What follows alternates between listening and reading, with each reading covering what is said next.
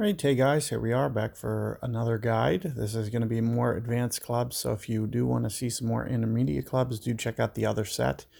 This is going to be with Apox 6 and, Sniper 10, something that you have to expect your opponents to at least have, in and be playing experts. So, going to go over the shots that will be kind of required for those club sets.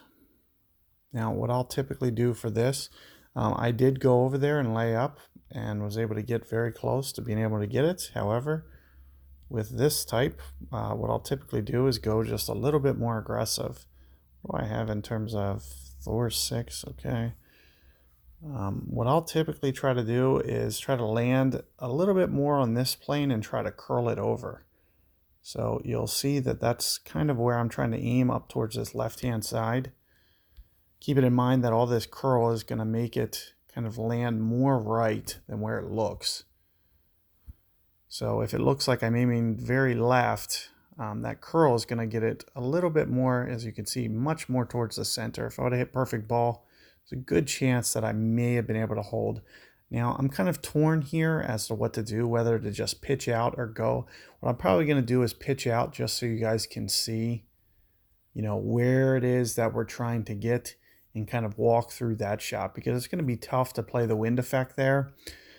This is going to be a relatively straightforward sand wedge or rough shot, but I will try to line it up for you just so you can kind of see kind of what it is you'd probably want to do.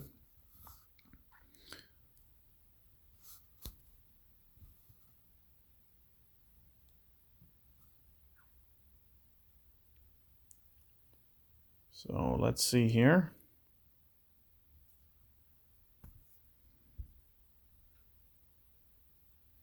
I at least show you guys kind of what we're looking at here. So I'm thinking somewhere around maybe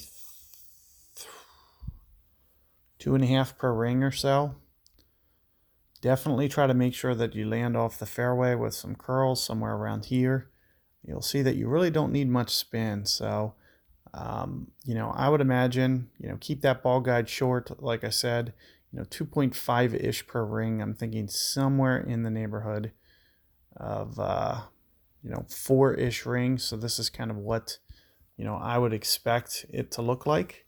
Now all I'm going to just try to do is just pitch out sideways, because this is where it would have went, had I been able to hold it into the fairway. And then I'll walk you guys through this pitch here. It's going to be a relatively challenging pitch to be able to get, so I do want to at least be able to tackle it for you guys so you guys can see what it looks like with the wind effect.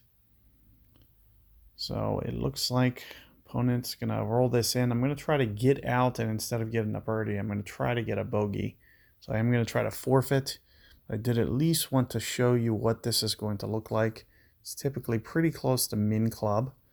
So you can see I have Thorn. Hornet's a good option because you will be able to play less wind effect that way. So what I'll typically do is maybe 3.5, play this very tight on the hole, kind of like this. You can see I was down towards min club. I'm thinking 3-ish per ring in this case. So very close, maybe with the overplay, just a shade more than 4 rings. So that's what, 4.25. And you can see I caught my perfect ball. Looks pretty good. Just missed it. So you can see that, just 1/10 more ring. Very, very little adjustment extra. But that's what you got. A good opportunity to be able to get that albatross going that way. Hopefully you guys can keep it in the fairway. Other than that, perfect ball from the rougher sand is going to give you a very good opportunity as well. So good luck there, and I'll see you guys on the next one.